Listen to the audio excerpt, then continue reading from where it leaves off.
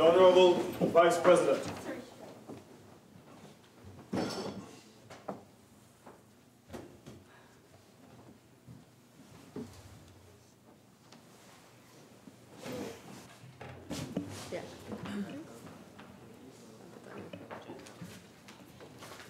Senator Haynes. Thank you, Mr. Vice President, for recognizing me as I rise to contribute on this very important private member's motion. I'd just like, from the very beginning, to thank Senator Ramdeen for moving this important motion, because it allows us an opportunity to prosecute a defining moment in the history of Trinidad and Tobago. Because no matter how you try to frame the closure of Petrotrin, what happened on August 28th, 2018 will be a defining moment in our history. But most importantly, it gives us a chance to refocus this Petrotrin conversation. And I noted that the Minister of Trade in her contribution looked at the motion and said there was no mention of the economics behind it and the state of the economy. And I think sought to almost chastise Senator Ramdeen for the framing of the motion, because it left out what they wanted to talk about. But the reason for this private member's motion was because from the very beginning, the United National Congress had been clear on where our focus was in this Petrotrin saga, and that was firmly on the side of the workers. And my contribution here today, Mr. Vice President, I intend to cede the majority of my time to those temporary Petrotrin workers who have been left out of this conversation, or more than left out, drowned out of this conversation. Because as we went back and forth in terms of what was done and how much the $2.4, $2.5 billion payout, a lot of people have been left out of this conversation.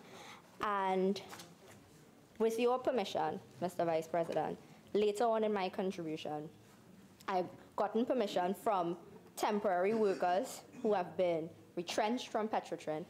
They have sent me messages, emails, WhatsApp conversations, and Facebook messages that I would like to read into the record, because it is time for their story to be told as well. And I have an opportunity to do that here today, and I intend to take that opportunity. But before I get to that, unfortunately, I have to deal with some responses to some of the speakers that went before me. I want to clarify again what the United National Congress position was from the beginning. This is a press release sent out by our political leader on August 28th, 2018, which called and urged the Keith Rowley administration to take a cautious and pragmatic approach to this Petrotrin issue. That is what we asked for from the beginning. Not hysteria, not hold your hand, not anything, but to take a cautious and pragmatic approach to this Petrotrin issue.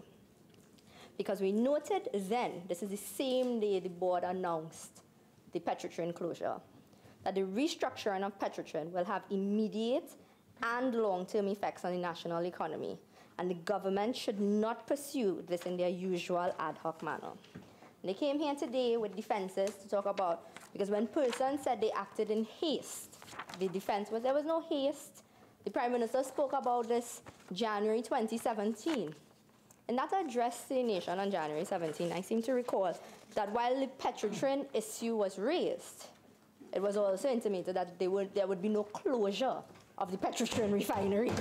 So if you are going to talk about when you addressed it, well, let's give us the total picture. Again, the Minister of Trade sought to tell us, and the Minister in the Ministry of Finance sought to tell us that OWT was involved in this process. Everybody knew everything. Everybody knew this was what was going to happen. But in April of 2018, they signed an MOA. Well, the board of Petrotrin signed an MOA with OWTU looking for ways to make Petrotrin more sustainable and profitable. How would they have known that the closure was going to come in August? Again, very disingenuous. But I go back to what our position was on August 28th, which is a position we have maintained to this day. The press release says what Trinidad and Tobago needs now is a sensible and cautious approach. We need a government that cares about the major humanitarian impact any restructuring will have to the people of our country. Change is inevitable, but the Keith Rowley administration has already proven that they are willing to act in a callous and arrogant manner, giving little to no thought about how their actions will affect the everyday lives of people. So when the Minister of Trade asked about why our motion is framed in this way, it is because, as we have said before, as we said on August 28th, and as we maintain now, our interest in this issue is the humanitarian impact and the people of Trinidad and Tobago. The Minister of Trade spoke about consultation and insisted that there was consultation on this Petrotrin issue. And perhaps took some offense when I laughed, because, Mr. Vice President, I don't know what consultation means to this government. If it's anything like the Prime Minister's conversation with the media, well, then I have some kind of idea how they approach consultation. They talk, you listen, there way goes, and that's the end of it. So if that is how they approach consultation, then I understand how we got here today. But in reference to the Lashley report, and that the report was laid in Parliament, etc., again, we have no problem with that, you know. But did the report say shut down the refinery? Did the Lashley report say shut down the refinery? Because we've been saying from the beginning, it never said that. So when we ask how did you get to shutting down the refinery, that is the question you must answer. Again, on the OWTU, that they understood, that they knew that this was coming. I don't know if the minister is aware, but members of the OWTU are very much tuned in to this debate, and they were not happy to hear you say that at all. They were also not happy to hear you imply that we can't thank or pay Espine, etc., enough for their service to this country, because a lot of people don't feel that way. A lot of people do not agree with you on that. And I think, Mr. Vice President, as we look at this issue on Petrotrin, I remember in the budget debate, the last budget debate in October of last year, I raised on the issue of Petrotrin this question of rehiring. And you heard the minister in the Ministry of Finance and the Minister of Trade both, I think, incredibly bring up this concept of the millennials, and the millennials being okay with being fired. I am a millennial, and I can assure you that that age group, that 26 to 38 age group, 23 to 38 age group, you're not going to be okay with having your job snatched away from you. That is, I mean, a very ridiculous concept. Moving around in a job is one thing, but losing your job and then being told, just retool or you'll be rehired. See that? And then telling us right after that, but we empathize. Persons in that age group, that 30 to 38 age group, are people with mortgages, people with young children, people who are starting off their lives. And for you to come here and say, hey, look at all these other fields. How many jobs has this PNM administration created from 2015 to now? How many jobs have they created? Places they've expanded. So again, very disingenuous to come here today and say, look, if you could find work, you know. And when I go through the messages sent from the Petrotrin workers, you will see what I'm saying about what the day-to-day reality people are facing now. And on the rehiring, and you heard a lot of praise for Paria and Heritage. and that these are meant to be their saving graces, right? That this will fix the problem. I have my doubts, because no one has given us the details in terms of what fundamental change in the operations of these companies, what will change in the way that they are managed, and how the state will ensure that these successor companies will be efficient and be competitive. See, they aren't telling us that. They're just telling us, trust us, this will work. Everybody will be fine. But from the information that we have now, the working conditions in Heritage and Paria aren't good. People are being employed, Mr. Vice President, on short-term, month-to-month contracts. Not month-to-month contracts. If you're the same millennials you're talking to, the same people you're saying, hey, you'll get jobs, you'll be all right, you'll be okay. Month-to-month contracts means you have no vacation, no sick days. You have no space to negotiate. Whatever you are given, that is what you have to take, right? You can't stay home. You're scared to stay home because you know there are other people right outside desperate for these same jobs. That is the situation. They have placed the very same millennials that they're saying, look, this is a bright, shining new opportunity for you. Just have a little hope. Be a little innovative. You'll be all right. Just go. But they have no overtime. They're working 12-hour shifts, more than that in some cases. Some days, you have to be told, you get a phone call to be told you're in Port of Spain today, in San Fernando tomorrow. How do I know this? These are my friends. These same millennials that you are giving advice to. These are people I went to school with. That is how you are living in Trinidad and Tobago now. I mean, I am appalled by the way this government has approached this situation. And I'm also appalled by the manner in which they are trying to cloud this and say, hey, this is a real good thing for Trinidad and Tobago. It might be a good thing for some of you, but not for the majority of us. Do you want it for themselves or their children? I said in the budget debate, Mr. Vice President, that while they were busy giving out termination letters, that the two new companies were beginning to advertise vacancies, the same saving graces, Paria and Heritage. And they were all for management positions.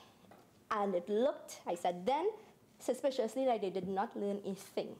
We were going with another top-heavy approach to these businesses. And I said that the people who were definitely getting the biggest packages in Petrotrin, the severance packages in Petrotrin, were going to be those who were rehired first. And that is why people were disenchanted in this country. That you have to be aware that there must have been a management problem in Petrotrin. But you chose to peg the blame for what happened in Petrotrin on the lowest rung of the workers. The majority of the workers, they say, these guys are the problem. You see this top here, this top layer that made all the decisions that carried us down this path, they are the good guys.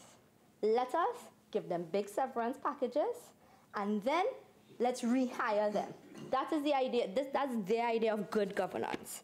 And if you think I'm making that up, because I was shocked, Mr. Vice President, when I heard the Prime Minister during his lecture on national TV, usual talk about disclosure of Petrotrin means good things, roads and national security, and everybody's going to be good. We shut down Petrotrin, everybody is going to be real good now. And he said, I'll quote directly for you, right? So when you are minding your business and people tell you that they are affected by the closure of Petrotrin, and we know that, we empathize. This is the direct quote from the second part of the lecture series. Huh? But we couldn't make an omelette without breaking the egg. And hopefully, we will have a meal for all after we break the egg. So he and all hoping, because they're not sure, right?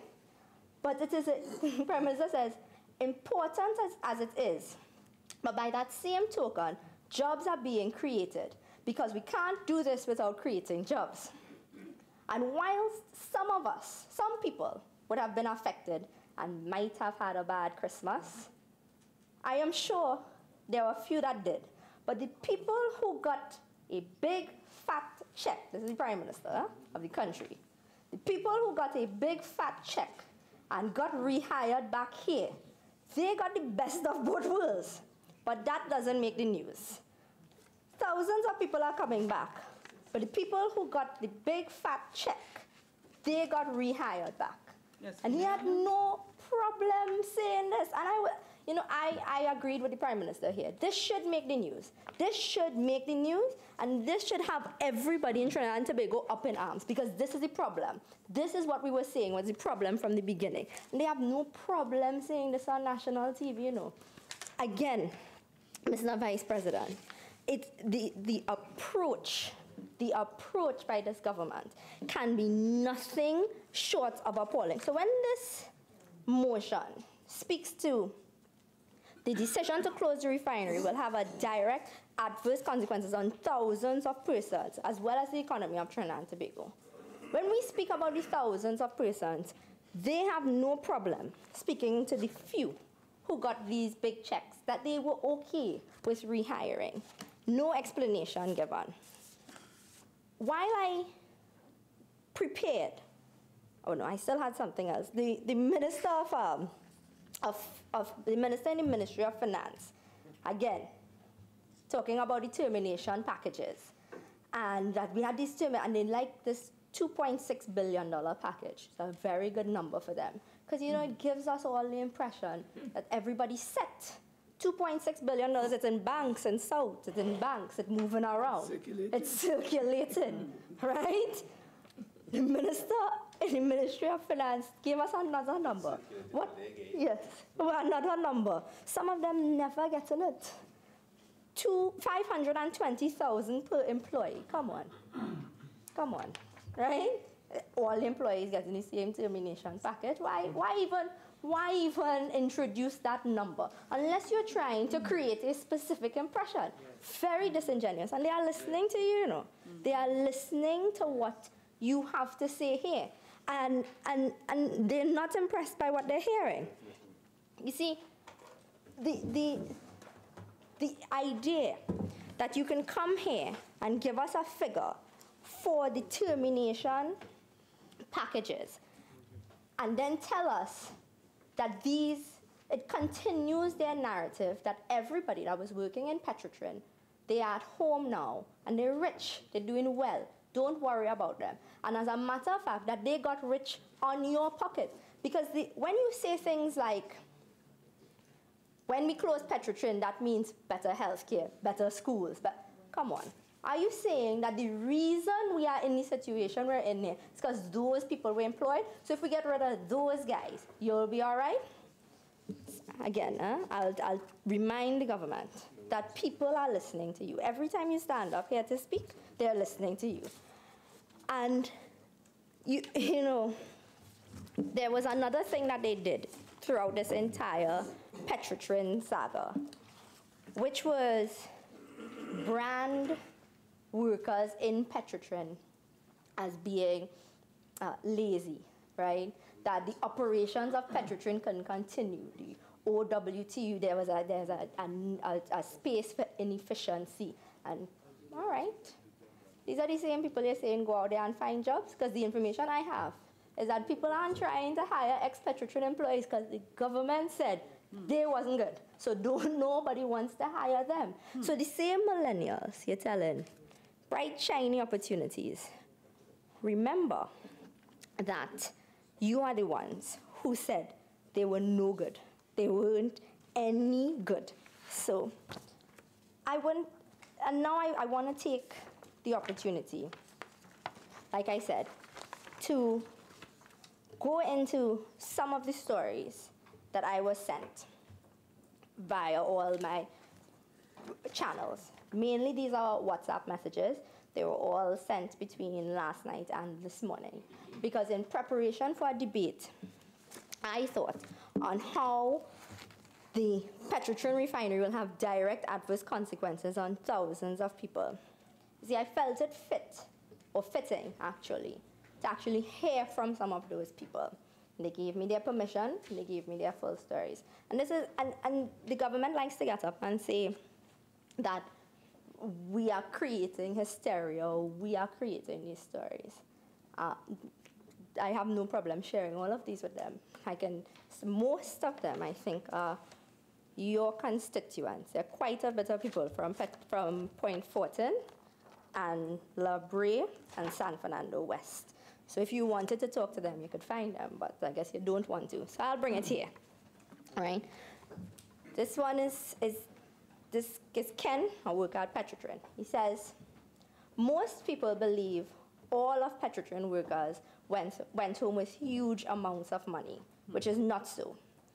Many of them who got permanent late and have as much as 30 years temporary service is today facing a type of hell, leaving them with banks, credit unions, and other institutions where they took loans because once they had gotten through with a permanent job and finally had job security, they took the chance to do things they never had the opportunity to do. And I think that's very understandable because the situation we're in, again, the minister in the Ministry of Finance was telling us about millennials liking to move. The fact is, all we have available to us is contract employment, right? You get 3 years here, you might get 3 years there. You may not want to move, but you have no choice but to move. But anyway, so they try to do things that they could not achieve before. He goes on to say, today is a very dark place. With whatever money they have, barely anything from back pay. They have to pay off their mortgages, loans, day-to-day bills, and they have no job.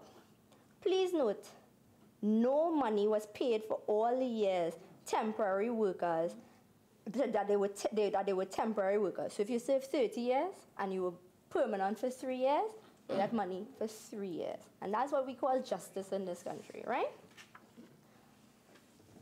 He goes on to say, my area of work was never losing money. We always made huge profits, E&P. Same with Trinma also. And how can you do this to innocent workers? How can you say that our salaries and all of these things, but he used a word that is unparliamentary here, but he said all of these things were not true, right? I never worked for $45,000 per month. You see that statement by the Minister of Energy, that hurt a lot of people. There were no carpenters working for $45,000 a month, right? There was no apology for them. The people brought their pay slips and to disprove something that was said by the government, which is why I've maintained treatment of these people, that a government of this country could run a public relations campaign against a group of people in this country is a very dark day in our society. All right? And so he goes on. I never worked for $45,000 per month. Temporary workers never worked for $21,000 per month. None of these things are true. How can you do this to workers who help to build the country? We're asking the same thing. I agree with you. How can you run a full-fledged, government-funded public relations campaign? Because every time you get up and to address to the nation and whatnot, the same people you're saying making all this money were people paying for it via their taxes. Why put some of us as retirees and we got permanent in the late part of our lives and leave us in a situation where we have to be suffering? This is totally wrong and unholy. Now to know 4 companies open back up today. So what is this nightmare about? We want justice and we want our jobs back, right? Now Ken has the same impression that a lot of people, especially Senator Mark, has, that he feels like he knows for sure that they did this to get rid of the union because the innocent workers now have no bargaining power in these companies, right? He's like, most of us are trying our best to do the math on how to pay off our mortgages, our loans, and our bills with no job anymore thanks to this government, who said no one will lose their jobs because they remember. You think people forget, but they don't, right? This is what most of us have to deal with today. It is very difficult, and it is painful, and it is hurting us because we did work very hard, and not just for money, but for our country. And I will say that as I live through this nightmare, and I have to go through the newspapers and see that I am getting so much money, and knowing none of this is true, this is what hurts me. And this is not me saying it, this is Ken. He's talking about a lot of people. Oh, and then when you hear what is taking place today at the so-called new company, it is a shame. No safety, no accommodations for workers, the new CEO stories about him, we will not want to hear, because as a people, if we heard how people are being treated in these new companies, we should all feel shame, right? Management is telling workers, this is not Petrotrin, it have no union here. What's that supposed to mean? Well, you and I could draw inferences on terms of what does that mean, eh? There's no union here, right? No rights. And I know people got upset with Senator Mark and some of his statements, but I feel like the people who are living this experience will very much agree with Senator Mark in terms of what is going on down here. Personally, I have a disability, and I had to write to the former Petrotrin CEO, Mr. Malcolm Jones, who wrote to former Patrick Manning to get my job back after I did my back surgery. This is how much these people want to do. The same lazy people they were talking about, after he had back surgery, wrote to get his job back because they need employment. That is what they talk about when you're talking about opportunity and hope and whatnot. It's just these words that the minister trick over here. They want jobs. Nah, he's not a millennial. He's not a millennial, so, right? And so I had to, so he said, I retrained myself, I started all over, and I started on a new department. And I told both men, this is the Manning incarnation. So I feel like he's not on board with the Rowley incarnation of the PNM, right? That I will not let them down. And I worked very hard with a passion. And after 30 plus years, I got permanent in the last 5 years, right? And at my age, they made me a retiree. I didn't ask for anything because all I wanted to do was work. And this is why I went that far to get my job back.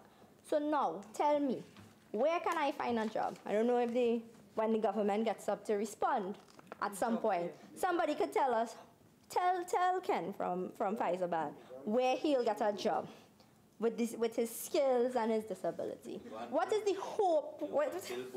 Correct. What is the hope you're giving them? So this closure of Petrotrin is taken away from me. He said, $2,600 cannot do much for me. I still have bills to pay. I have my bank loan. I'm paying in 2 credit unions. I hope, he's talking to me now, I hope you understand why I call it a nightmare. And it is very emotional because I love my country. And it was a legacy as my grandfather and father worked for the company. And never in my life, I thought this day would come. Right. So if you wanted to ignore, now this is, I have to use her initials. Senator, as much as I understand the context of what you're doing, when you initially indicated that you were going to use these messages to sort of bring your point across, I don't think we took into account exactly how long the messages were. So I don't expect that you're going to go through every single message that you've had and read out what seems to be whole paragraphs of what people have said. If you can, having read the messages prior, paraphrase at this point, and even so not to go through every single one, because I think you're making your point, and you want to go on to the next message that's in your list, but paraphrase it. Don't read out the entire thing. If you could just paraphrase it to make the point in the context of your entire debate, then do so. Otherwise, you're going to end up running into an issue with relevance in that, or repetition, or tedious repetition in that sense. Thank you, Mr. Vice President. I can paraphrase. I made a promise that they would hear their story because they are paying attention to the debate, and they felt as if, and I think rightfully so, that the government has a space and the means to control the airwaves and get their story out. No.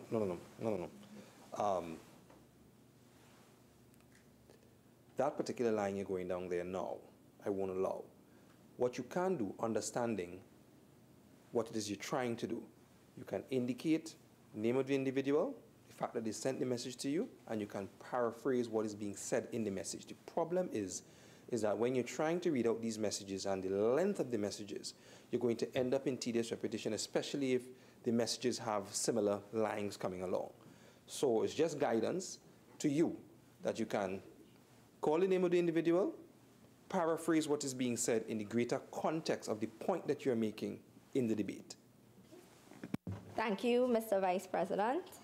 I got hundreds of messages, and I chose stories that all made different points because I was aware. So I don't think I'll run into it, but I can paraphrase. Because the next individual, who is from Point Fortin, had asked me to use her initials, simply because, and I have to directly quote this here because I don't want people to think that I am saying this. She says, please don't use my name because victimization is rampant and real. Right? And CB, who is a young mother of 2 children, both her and her husband worked in Petrotrin. What happens now is that they both, well, while they were both unemployed for a while, the husband was able to find another job. But the space that she took issue with the government is this same point that both the Minister in the Ministry of Finance and the Minister of Trade tried to raise here today, which is this idea of the $2.6 billion in circulation.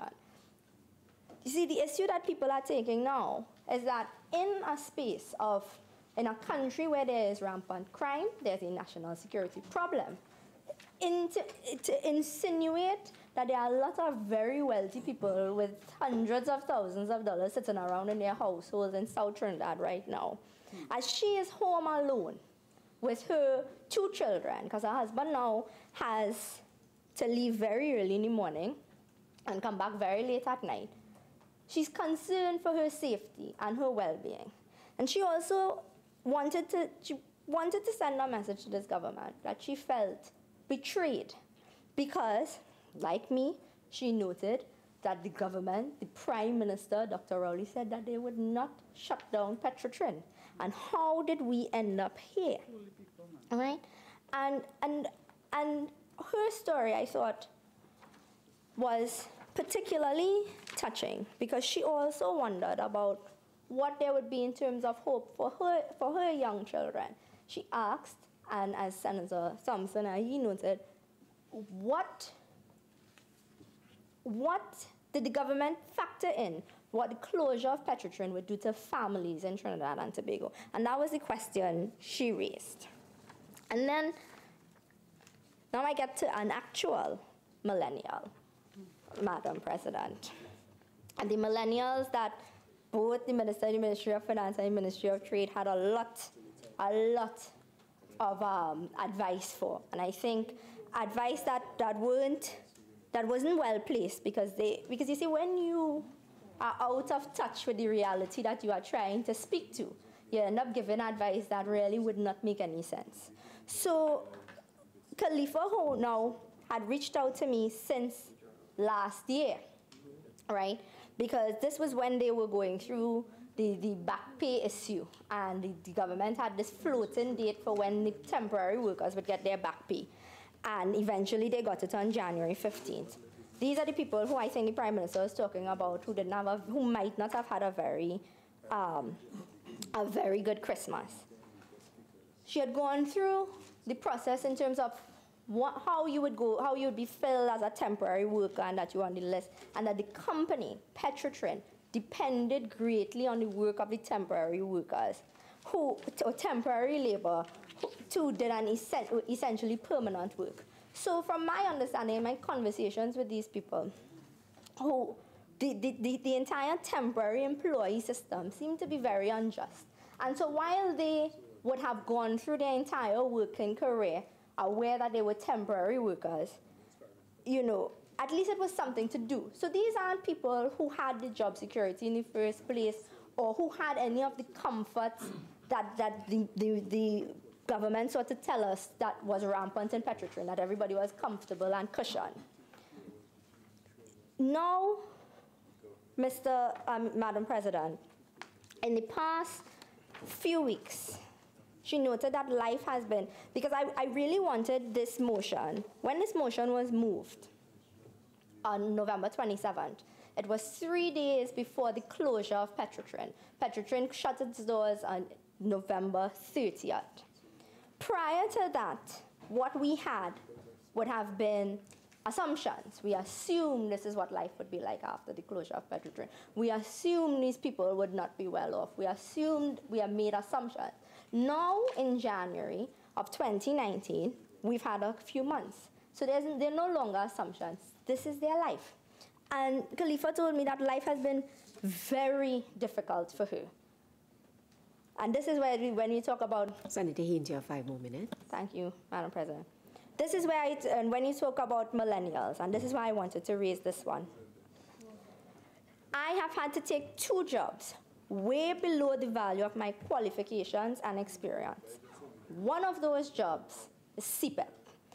You see, when you're telling people retool and retrain, you're not figuring out there. Senator Haynes, if you're quoting, then you can't quote and break and quote. It becomes difficult for the Hansard reporters in how this is reported. Okay?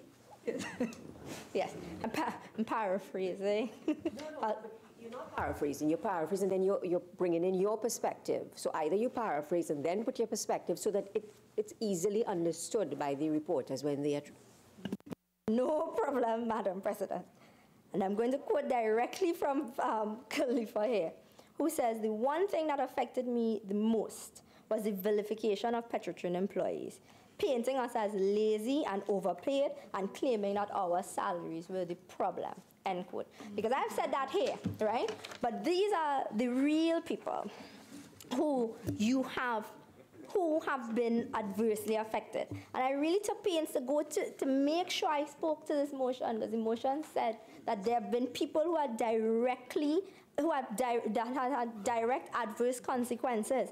And when you hear these stories, and I understand that it may make some people uncomfortable, and you have, because we had both ministers who spoke today tell us about their personal story.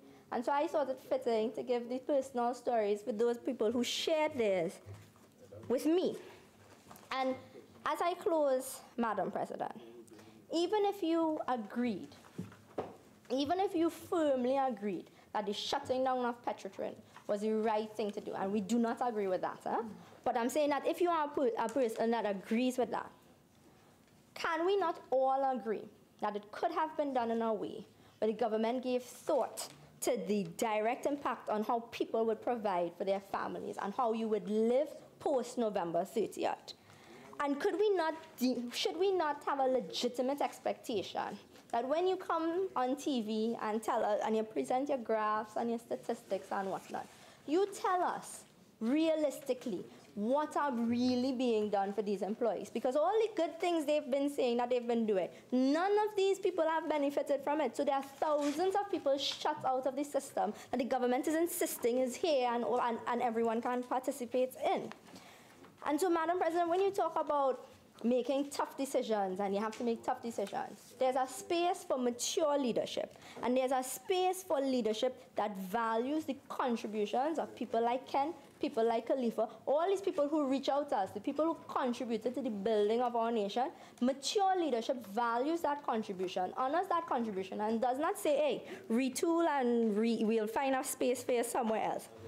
Trinidad and Tobago is at a space where it needs a government who is aware that investing in the people of our country, is the way to harness our growth. And this short-sighted and arrogant government that is constantly blaming others and who have not achieved a single thing in the 4 years and 5 months cannot be the leadership that we need at this moment. Thank you, Madam President. Thank you, Madam President and colleagues, for the opportunity to at least start my contribution to this motion as raised by Senator Ramdeen.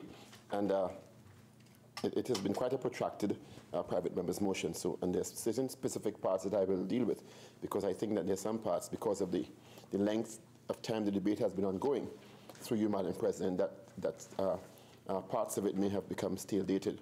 So I'll deal with 2 specific parts, including, and whereas it is evident that the decision of the government was without stakeholder consultation, and little or no disclosure to the public, and also whereas the decision to close Petrotrin Refinery will have a direct adverse consequence on thousands of persons as well as the economy of Trinidad and Tobago.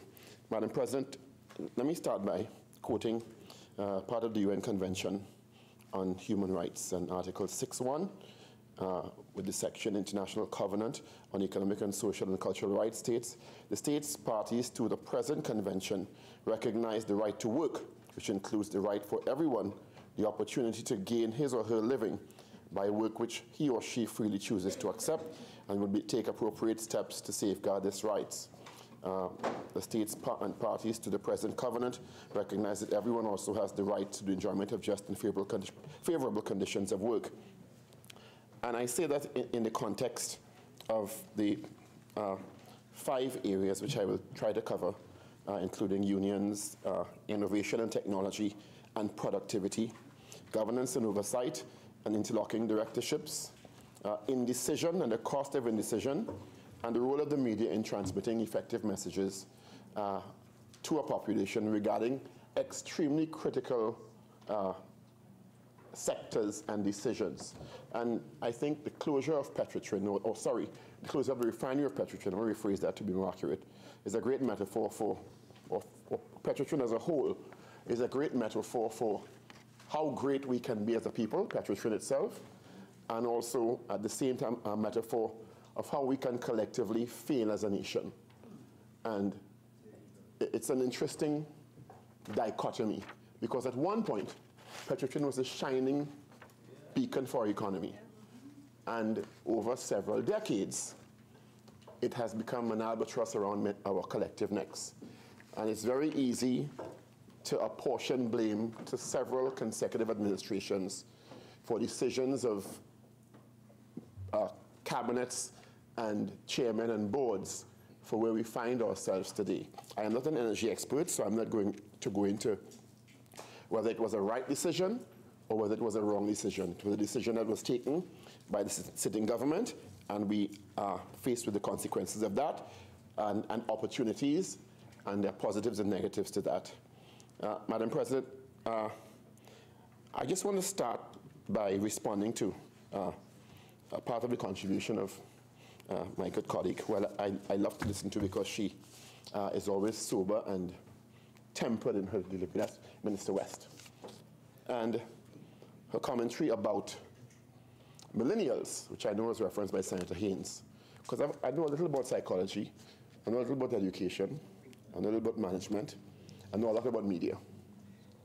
And I don't think it's a productive comparison of someone choosing to change jobs and someone losing their job suddenly or being retrenched. It is a totally different psychological dynamic. And any study you pick up, and my colleague Senator Singh, who I'm happy to have on one of the independent benches because I understand we are 9, we're not 1, will tell you that among the most traumatic events in anyone's life, if you are 10, 20, 30, 50, or 60, is either the loss of a parent or child or the loss of a job. Most significant psychological traumatic event in your life. If you are changing a job and you decide, I want to change my job, I probably would have looked for another job or have opted to further my education. That is a personal choice. Being faced with retrenchment or termination is a completely different scenario. And I want to quote from several papers that are available. The impact of job loss on family mental health. Note it says family mental health, because when a breadwinner loses a job, it doesn't only affect the breadwinner, it affects the spouse and the children. In this instance, it also affects, because of the magnitude of Petrotrin to our national psyche, communities and the country at large. In fact, the region, if I'm not mistaken. I think Minister Khan will support me in that. And it's by Sylvia Mendolia. It's from 2010, updated in 2014. And the objective of the paper was to examine the impact of job loss on family mental well-being. And I'll just quote quick parts because I don't want to belabor the point too much. Negative income shock due to job loss can affect the mental, by your leave I can read a couple of lines, Madam President. The mental health status of the individual who directly experiences such displacement, as well as the psychological well-being of his or her partner and children, if there are children involved. It has significantly detrimental effects on life satisfaction, self-esteem, and on the individual's perceived role in society. All these elements are likely to have repercussions for family members' mental health. Results to date show the evidence that couples in which the husband experiences a job loss are more likely to experience poor mental health, marital instability, and the negative effect from this redundancy and from dismissal. We also can say, secondly, the analysis of the impact of job loss on family mental health has a presence significantly on children, and there's a greater demand for professional health care. It goes on to also state, and this is the part I really want to focus on, the low life satisfaction and poor mental health also has significant impact, and there's empirical psychological literature that's also indicated that unemployment at this level generates a negative income shock that has a significant study, according to a study from Sullivan von Watcher 2006, that mass layoffs have an impact on the country's mortality rates, generally. So at this level, at a national level, we have to be very careful with these kinds of paradigms. And again, I'm not saying it didn't have to happen. I'm not an expert. But we have to be aware of these possible consequences. It is consistent with an initial increase in mortality from acute stress and long-term increase in mortality from chronic stress resulting from permanently lower average earnings and also feelings of self-worth and not understanding or feeling a sense of where you are in society. And I think we really need to be aware of that, especially in light of the fact that we have information from the South Chamber of Commerce and other chambers of commerce that there has been a significant, and it's been going down for several different factors and variables. This past Christmas, which is a bumper season for retailers, South Trinidad has seen a significant decline in sales. And this is kind of backed up by the chambers of commerce. And we have to be very careful with how this is managed. I think one of the great challenges, Madam President, in terms of the Petrotrin situation, which we can learn from, is whether or not a sitting government makes a decision as they see fit based on any sector. And I fully agree with my colleague, Minister LaHunt, that especially when it comes to state agencies, which may have been able to benefit from high revenues in decades gone by, it cannot be business as usual in these times, and there has to be some level of restructuring for more efficiency and for more sustainability. But we have to also be aware of the repercussions of this. And as I said at my opening, people have the right to work. And when there is massive job loss in an environment like this, economic environment like this, people really don't have a sense of where the next job is coming from in a competitive environment with younger and younger people becoming more qualified in a glut in certain sectors. And I'm going to deal with the technology aspect in a while. So we really need to be careful with how this is handled from a messaging perspective. And I will add that the Petrotrin issue had been exacerbated by what I describe as extremely poor, ineffective communication, or an absence of an effective communication strategy, knowing the significant impact this was going to have. We're in a contentious political environment in Trinidad and Tobago, and I think the government is very well aware of that. And there's a narrative emerging where it seems that the media is being blamed for either overtly or subtly being complicit in misinformation or propagating misinformation. It is not the media's job to ensure that government messaging is resonating. It is the media's job to disseminate accurate information, a balanced approach in the interest of population and national development. Media has evolved to be a paradigm, not only in Trinidad and Tobago, but around the world, where there are extremely aligned forces.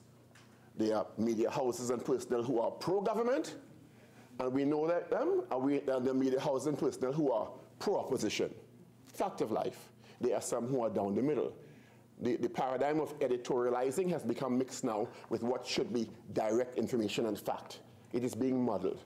In an environment like this, it is even more incumbent upon the government to be extremely clear about and consistent about information regarding decisions like Petrotrin and other state agencies. Because I will quote, and I've been listening to Minister Khan through you, Madam President, for several months now. And he started, even when I had the honor of being appointed here, talking about the challenge facing the government with Petrotrin. Every 3 months, there was a subtle, not overt, because I'm presuming firm decisions had not yet been taken. And I agree with Minister Khan in when you're dealing with these kinds of scenarios, you cannot be totally forthcoming because of the sensitivity of some of the information. However, I also agree that you have to have some kind of communication plan to mitigate the fallout because it is going to come. And when you had first only the refinery only people in the refinery losing their jobs, inconsistent with all of them, and you have an orator who is absent of emotional intelligence as the voice of it, it totally exacerbates the situation. And I'm not going to call the name, we know who we're talking about. That didn't help at all. As a matter of fact, it was insensitive and reckless at some points because of what it caused in the public domain. It muddled the government's message.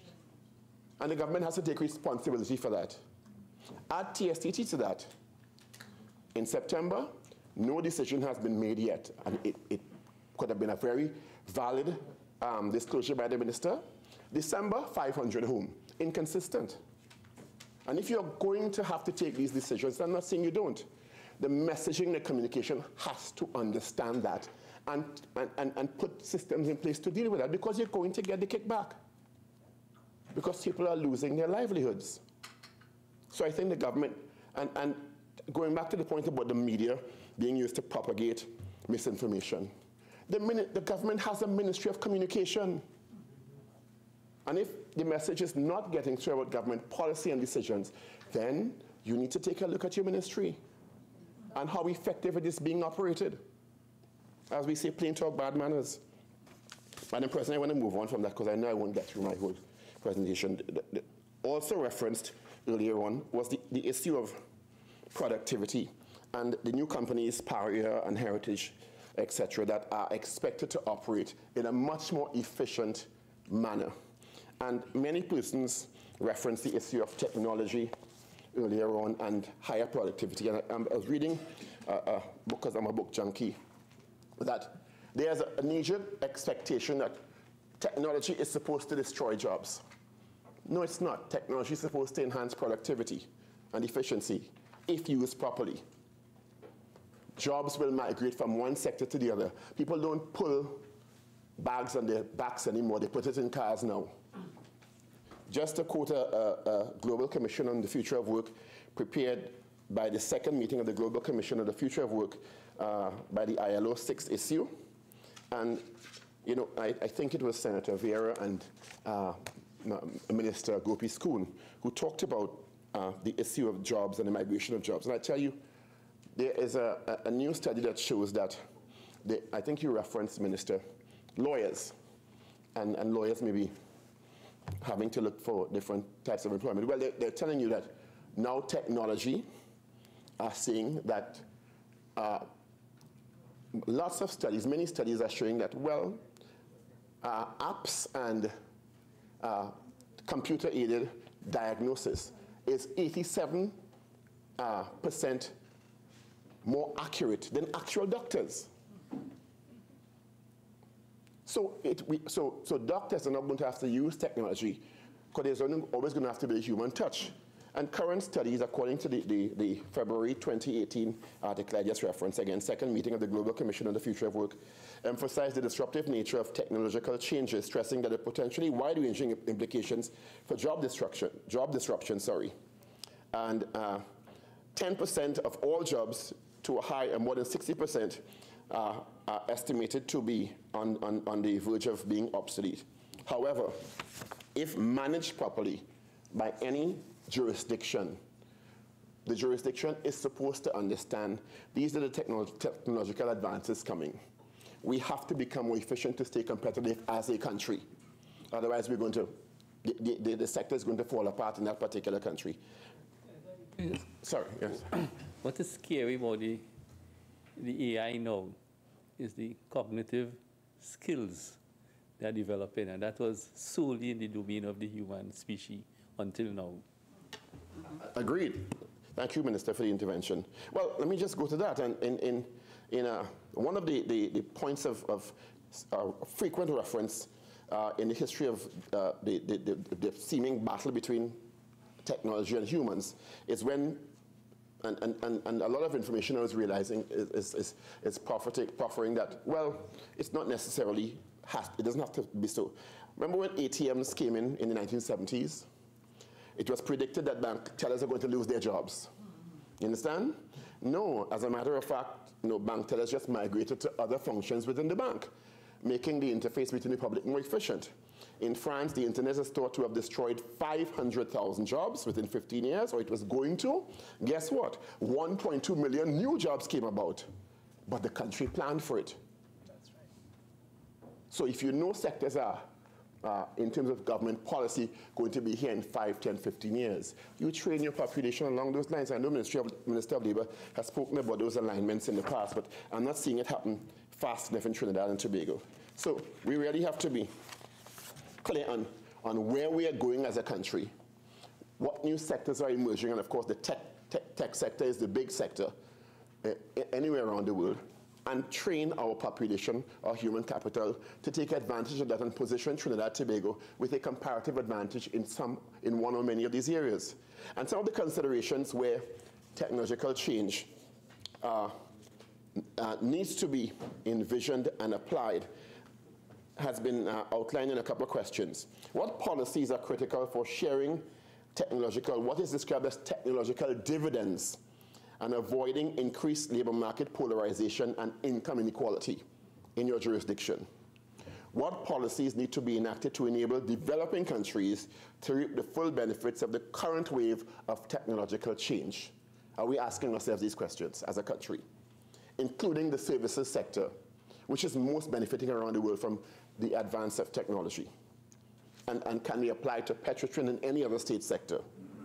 How can the current technological revolution be managed to improve the functioning of labor markets and strengthen inclusiveness among different demographics? Because very often in Trinidad and Tobago, we look at the elderly as a liability and not an asset. And we have to change our mindset to that, because the elderly, those who are 60, 65, have a lot to offer.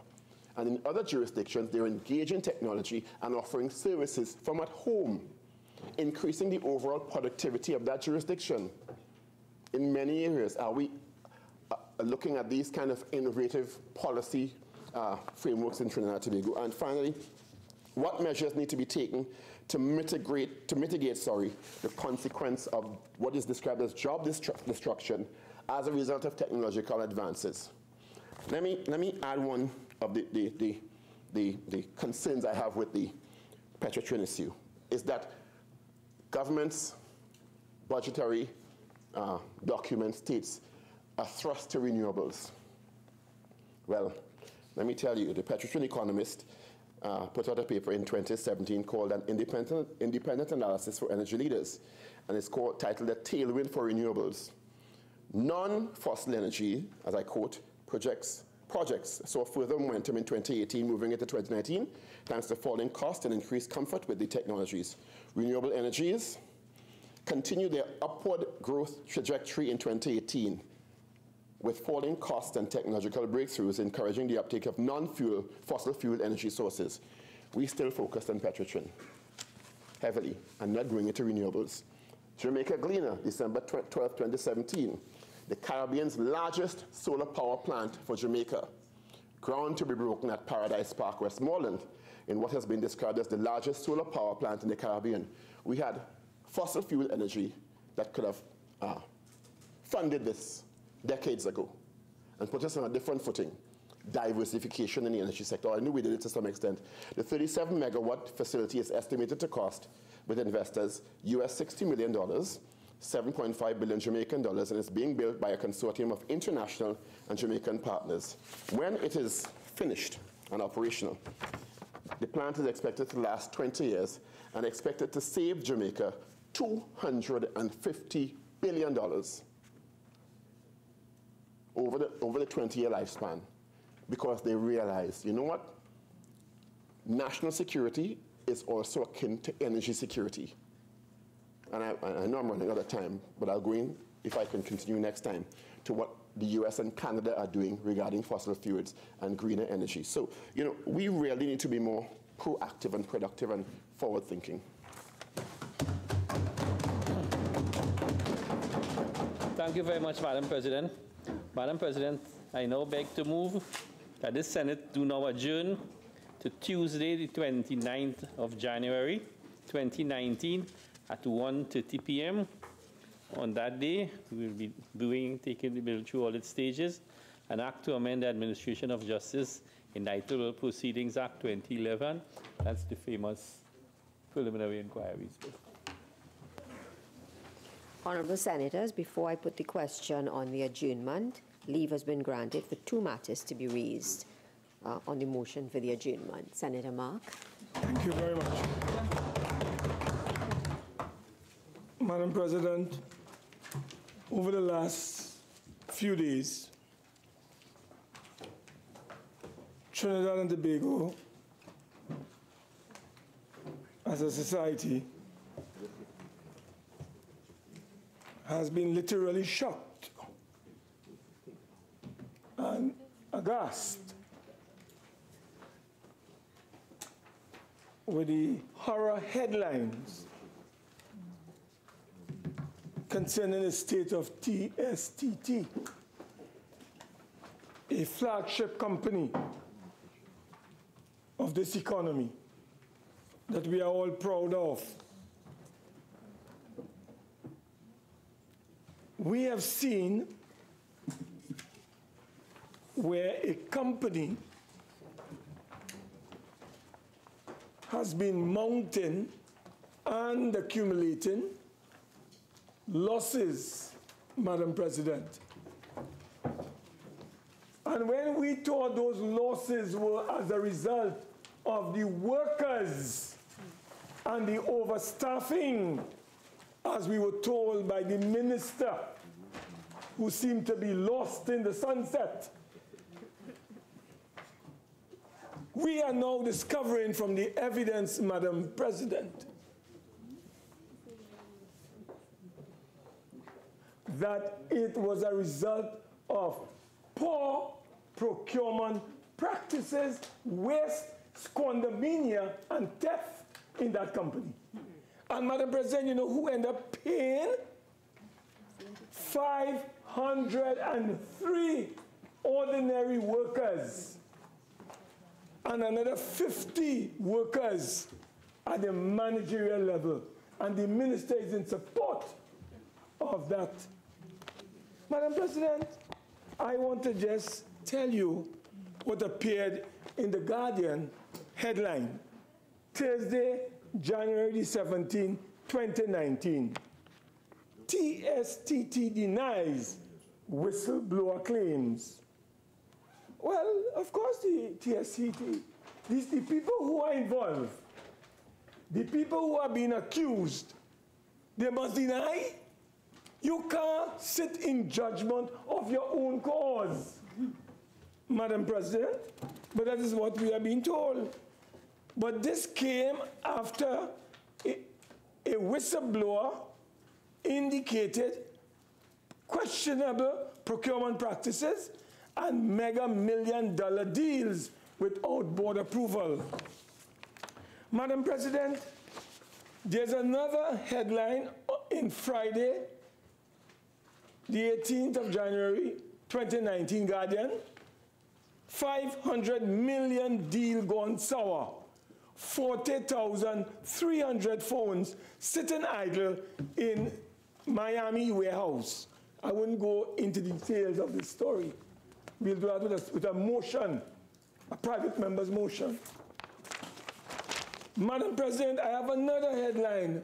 Sunday, January 20th, 2019, Trinidad Guardian. Audit on Earth. major TSTT breaches, questions raised about $30 million deal with Cellmaster. And Madam President, that is what we are faced with. Madam President, I have the audit reports, all of them in my possession. Starting off, Madam President, this thing is not, now we know, Madam President, mismanagement, corruption, and almost criminal conduct has been taking place in that company, not now. And Madam President, you know, we have a tendency and so on. I'm not blaming a minister here, you know. There are things that are taking place in companies that ministers are not aware of. And ministers must not be coming out in defense of wrong things that are taking place in companies.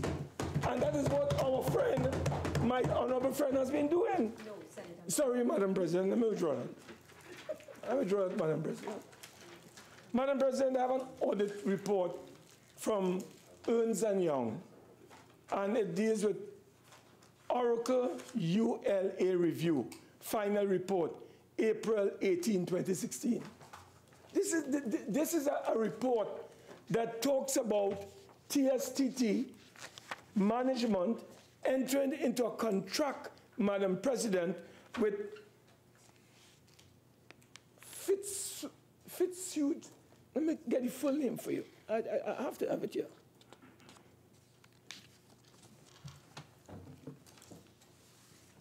Fujitsu, Madam President, at a price of what? $6.6 million US, without board approval. Without board approval, Madam President. And this contract was entered into by the management, Madam President, when there was a subsistent contract with Massey Communication. And Madam President, we now understand why the government had to enter into an arrangement to buy second-hand equipment from Massey, because Massey was about to sue them in this transaction. And they went and they bought out Massey Communication for $250 million because somebody in TSTT entered into a contract with Fujitsu for almost $6.6 million US, over $42 million, Madam President, or close to that, without board approval. Madam President, we have another audit here involving one Mr. Daniels. Senator Right? Mark, you're giving audit reports, but you're not giving the dates. You're not. The date is the 29th of May 2013, Madam President. And this deals, yeah, it doesn't matter. Corruption is corruption. That's what I tell you. And so, for me, speaking for myself and the opposition, if you do the crime, you do the time. I am not drinking, don't push tea for anybody's fever, Madam President. If you do the crime, you do the time. That is what I stand for, Madam President. So, Madam President, this corruption has been taking place under the management of TSTT for several years. And the minister who is now in charge, Madam President, maybe he's not aware, but I think he's sleeping. Oh, sorry, Madam President, I'm not trying. I think he's lost in the sunset. It's a book I want to recommend for your consumption. Lost in the Sunset. I'll bring it for you. I have a copy. Senator Mark, are you saying I am lost in the sunset? No, not at all, ma'am. Okay. You are very bright, like the rays of the rising sun. Like the rays of the rising sun, Madam President. Very bright.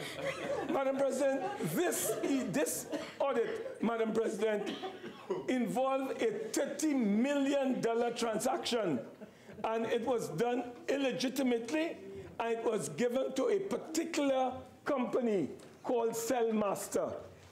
And there's another thing called, I think it's Mezova, another company, Madam President, related to the same individual, some fella called Richard Smith, who is a relative of Darrell Smith, Madam President, and millions and millions and millions of dollars are involved in this matter, Madam President. Madam President, I have a third report, and I'll be guided by you again. It is submitted to Mr. Ronald Walcott, Chief Executive Officer, from Randy Macano, Acting Chief Internal Auditor, and the subject is Audit Report on the Status of City Miami Contract and South Park Mall, dated, Madam President, the 20th of June, 2018. Madam President, I've given you all the facts and the date on this audit. Madam President, this involves, Madam President. Mark, your time is up. Thank you very much, Madam President. Minister of Public Utilities.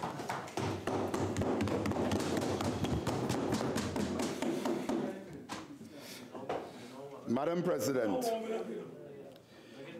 the recent media reports about alleged improper procurement practices at TSTT relates to transactions on contracts which took place primarily in 2011, during the tenure of the last government, of which our goodly Senator Mark was a government minister. No. May I correct the record, sir? I was not a minister, I was a speaker. Please. Correct me courtly.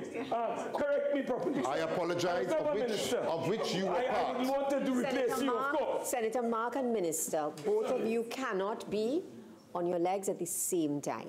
Minister, continue. Yes. Don't promote me, please. I apologize, Senator Mark, of which you were part.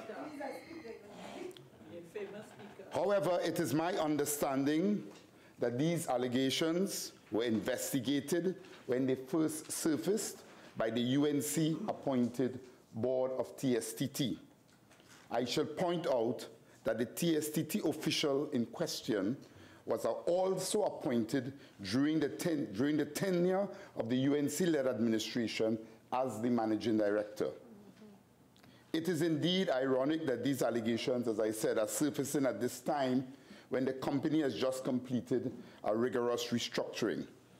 Notwithstanding, I have asked the chairman of the company to provide me with a chronological report on this and to review the report and satisfy himself with the findings in light of any new information being put on the table or any new matter being surfaced.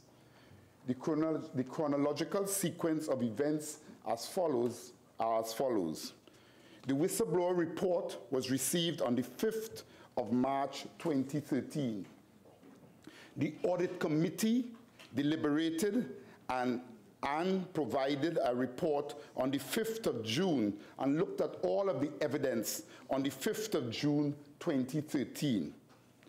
The audit committee reported to the board of directors and accepted the report on the 7th of August 2013. The CEO at the time issued letters to the then acting EVP confirming his appointment as EVP Mobile dated the 26th of August 2013. So confident was the position that he actually was appointed backdated to the 1st of December 2012.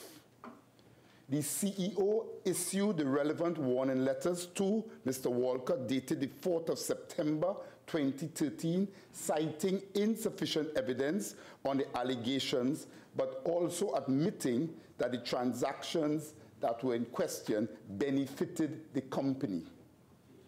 The audit committee then reviewed the matter again, considered the positions taken by the CEO, read the warning letter, and deemed the matter closed on the 17th of March 2014.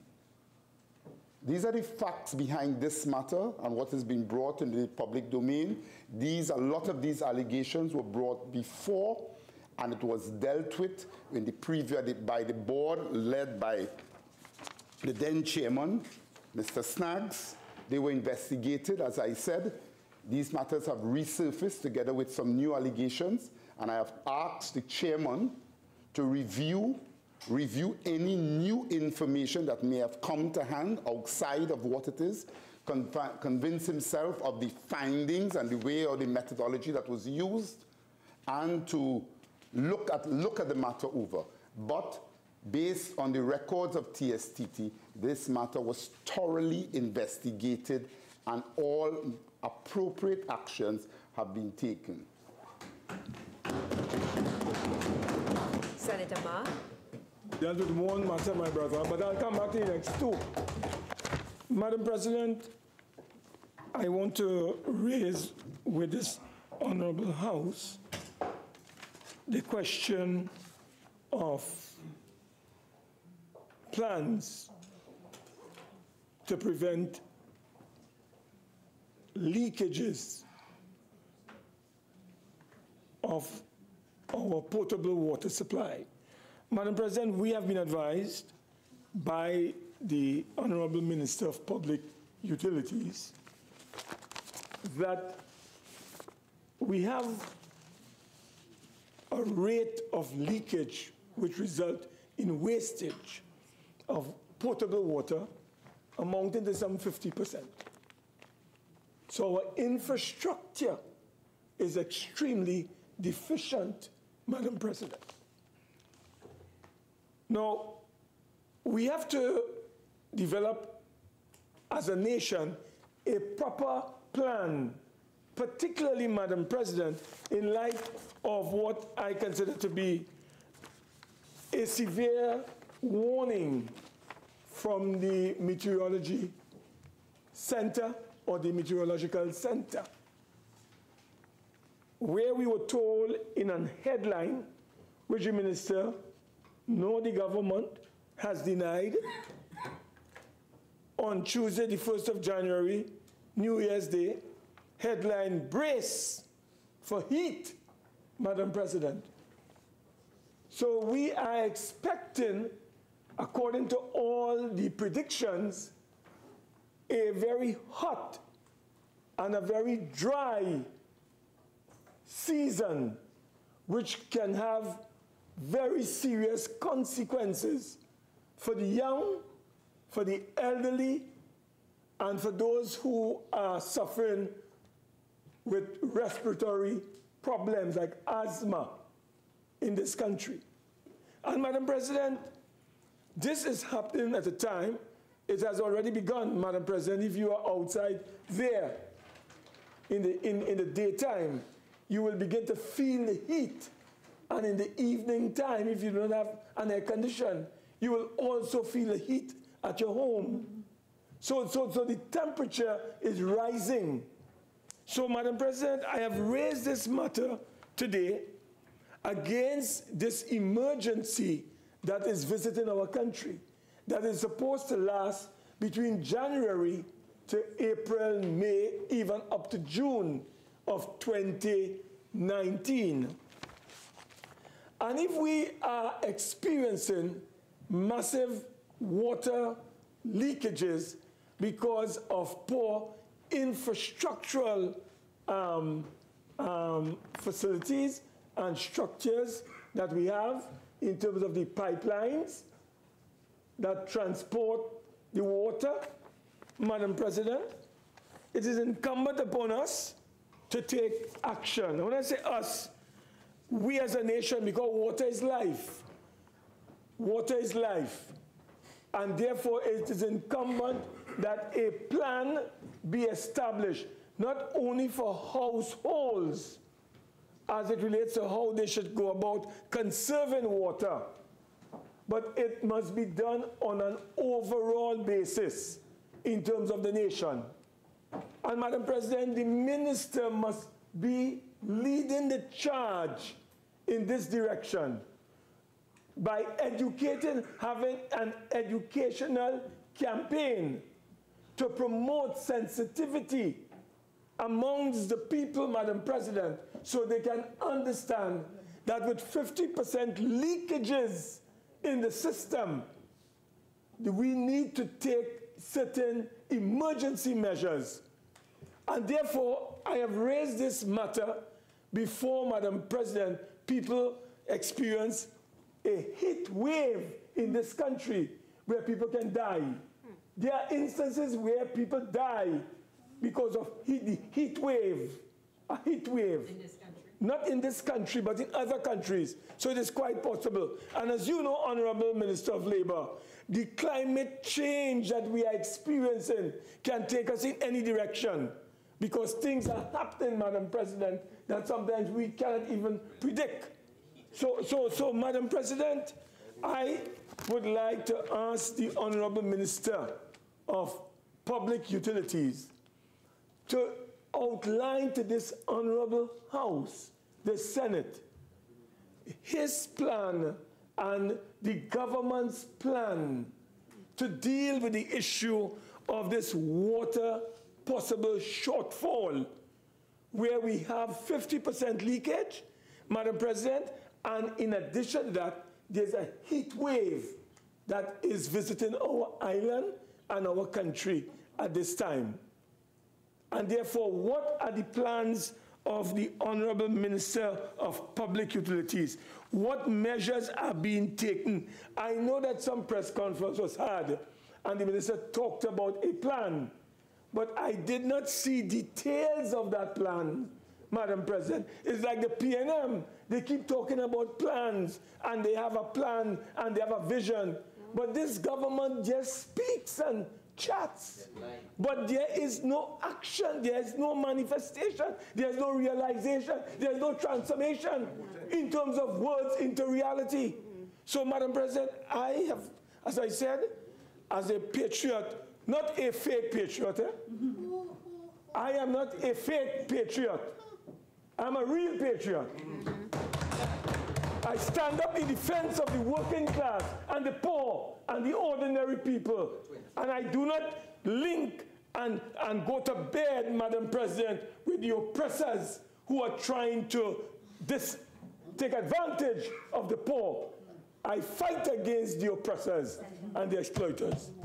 Madam President, so in terms of this motion, Madam President, may I indicate that there is urgent need, Madam President, for the Honorable Minister of Public Utilities to share with us his plan and the government's plan to deal with this water crisis that is emerging and how he intends to address this 50% leakage in the system that is going to cause some problems for our population in the coming days and in the coming months, Madam President. I know you'll tell me to take my seat, so I'm going to do that now. Thank you very much, Madam President. Minister of Public Utilities.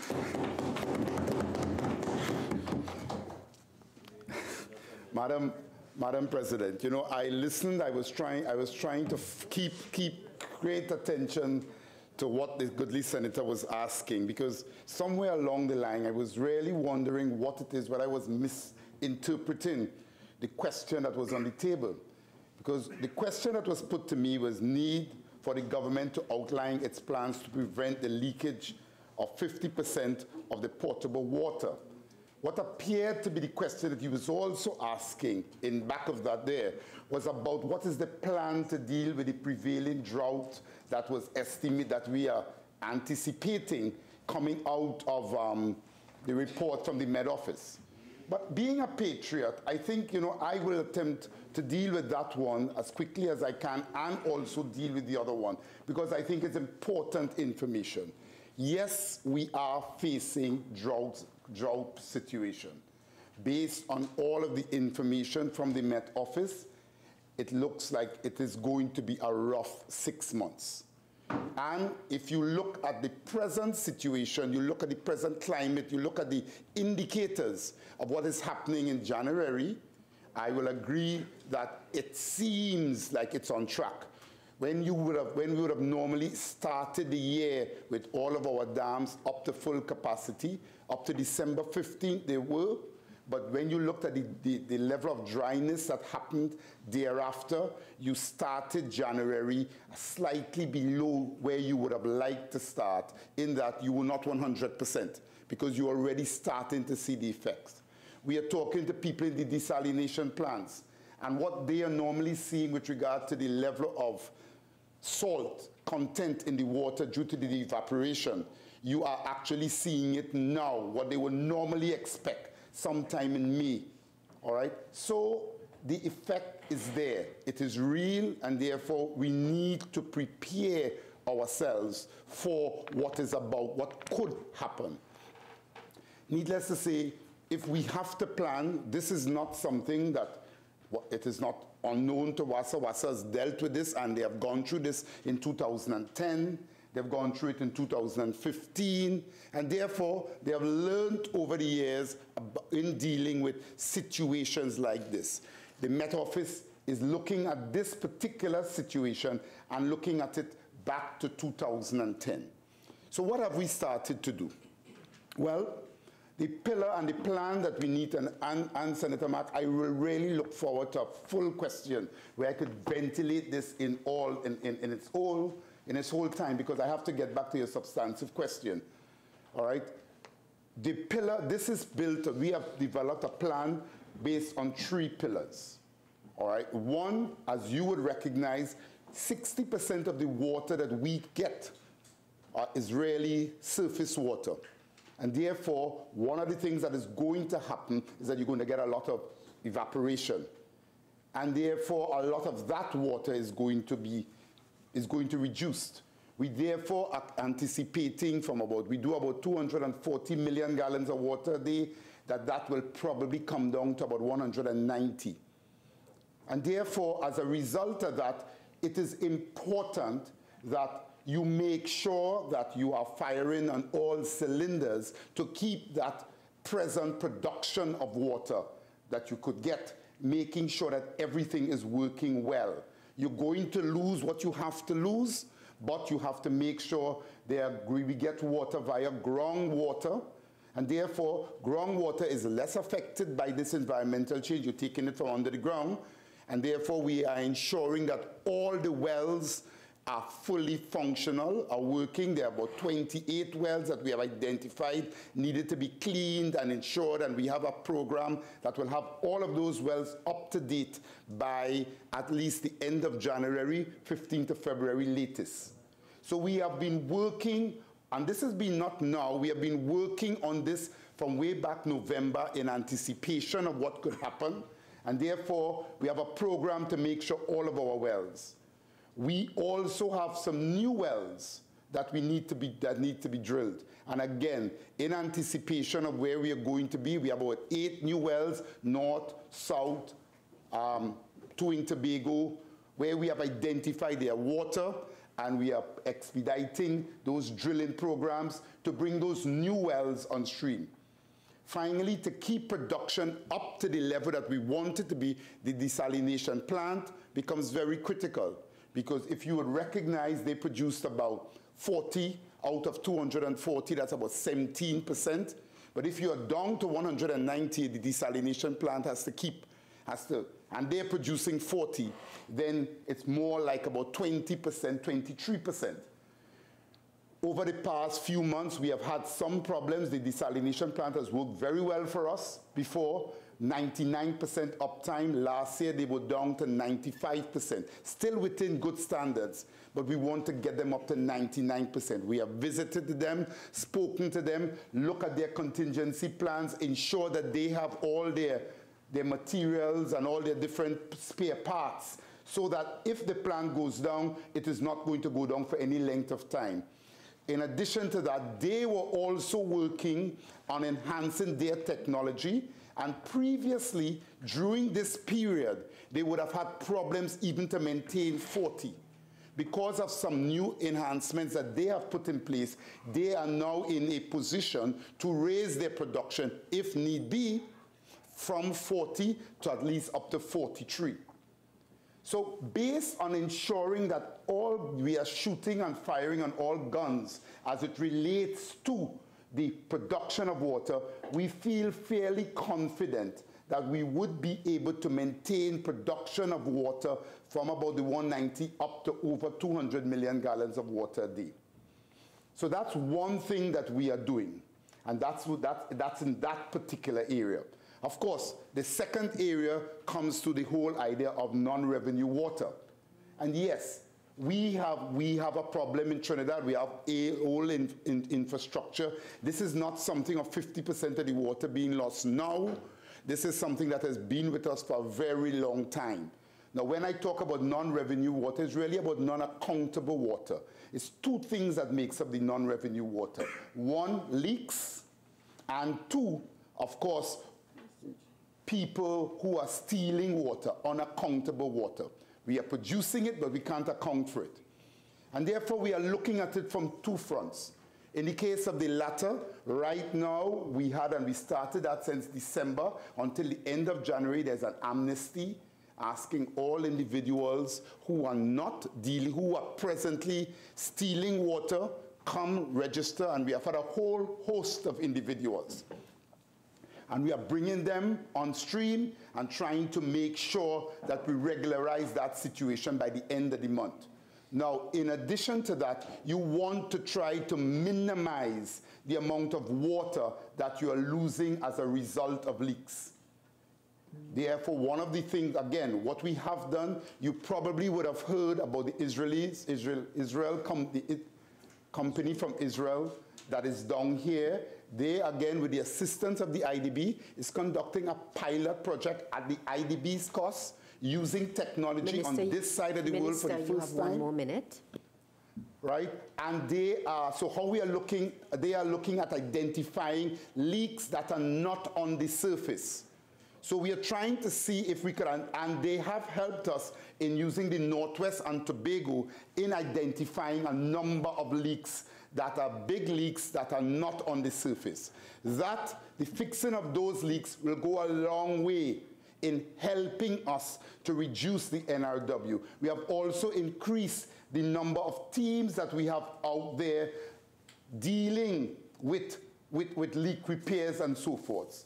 Finally, there's the whole idea of public awareness and managing demand. The problem is, the reality is, for those who get water, our consumption of water is almost twice as much as anywhere else in the world, because people live on about 44 million gallons, 44 liters of water, and our standard in Trinidad is more like 88 to 102. So therefore, our demand, it's called a whole aspect of demand management. And we have done a lot of public awareness in that particular area.